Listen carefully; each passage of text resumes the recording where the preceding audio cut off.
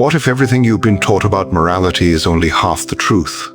What if the ideas of good and evil are not eternal laws, but human inventions? These are the provocative questions explored in Beyond Good and Evil, one of the most influential works by Friedrich Nietzsche. Published in 1886, this book challenges traditional morality, religion, philosophy, and even the way we think about truth itself. Rather than offering easy answers, Nietzsche invites us to question everything we take for granted. In this video, we'll explore the key ideas of Beyond Good and Evil in simple language, understand why it remains relevant today, and discover what Nietzsche believed it means to become a truly independent thinker. Part 1. Why Nietzsche wrote this book.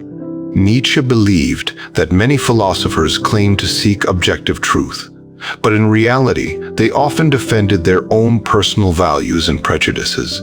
He argued that every philosophy is, in some way, a confession of the philosopher's character. According to Nietzsche, Western civilization had inherited moral values mainly from Christianity and ancient philosophy. These values praised humility, obedience, equality, and self-sacrifice. But Nietzsche asked a dangerous question. Were these values really universal truths? Or were they created by particular groups for particular purposes? Instead of accepting inherited beliefs, Nietzsche wanted people to examine where their values came from and whether those values actually help human flourishing. Part 2. There are no absolute truths. One of Nietzsche's central ideas is perspectivism. He argues that there is no completely objective viewpoint from which we can understand reality. Every person sees the world through their own experiences, culture, emotions, and desires. This does not mean that every opinion is equally true. Instead, it means that every claim about truth reflects a particular perspective. The more perspectives we understand, the richer our understanding becomes. Nietzsche believed that certainty is often an illusion. Great thinkers remain willing to question even their deepest convictions. Part 3, Beyond Good and Evil. The title itself is often misunderstood. Nietzsche is not saying that people should become immoral. He is asking us to move beyond simplistic labels. Life is far more complex than dividing everything into good and evil. An action that appears cruel may sometimes be necessary. An action that appears kind may sometimes weaken another person. Nietzsche believed mature thinking requires judging situations individually rather than relying on fixed moral rules. True wisdom comes from understanding complexity instead of seeking comforting certainties. Part 4. Master morality versus slave morality. Perhaps the most famous idea in the book is the distinction between two kinds of morality. Master morality values strength, courage, creativity, confidence, and excellence. People with this outlook define goodness by what expresses power and vitality. Slave morality develops among those who lack power. Instead of admiring strength, it praises humility, obedience, patience, and self-denial. Nietzsche believed that resentment can transform weakness into moral superiority. He argued that history has been shaped by this conflict between these two moral outlooks. His goal was not to glorify oppression, but to encourage individuals to overcome fear and develop their own values. Part 5. The will to power. Nietzsche believed that the deepest human drive is not simply survival or pleasure. It is the will to power.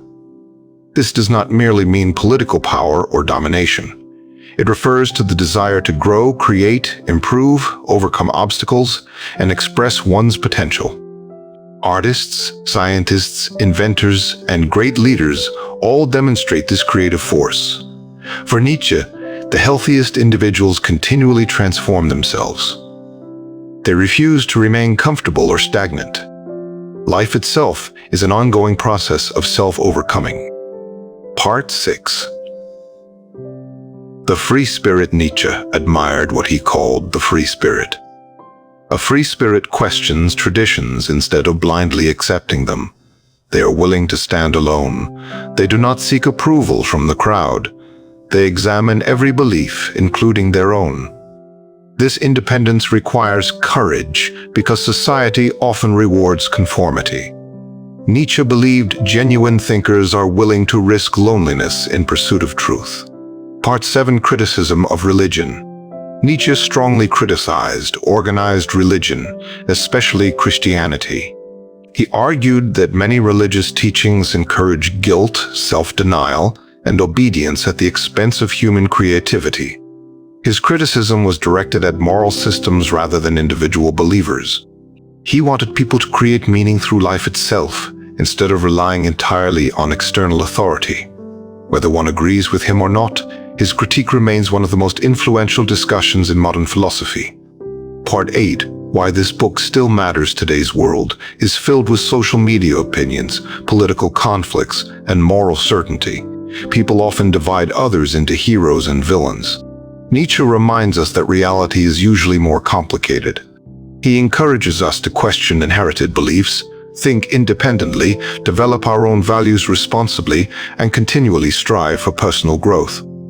His ideas influence psychology, literature, politics, ethics, and modern philosophy. Even those who disagree with him must confront the questions he raises. Conclusion Beyond Good and Evil is not an easy book. It challenges comfortable assumptions and demands intellectual honesty. Nietzsche does not ask us to abandon morality. He asks us to examine it. Instead of accepting inherited values without question, he invites us to become creators of our own lives. Perhaps the greatest lesson of the book is this: freedom begins when we have the courage to question what everyone else accepts. If you enjoyed this summary, don't forget to like the video, subscribe,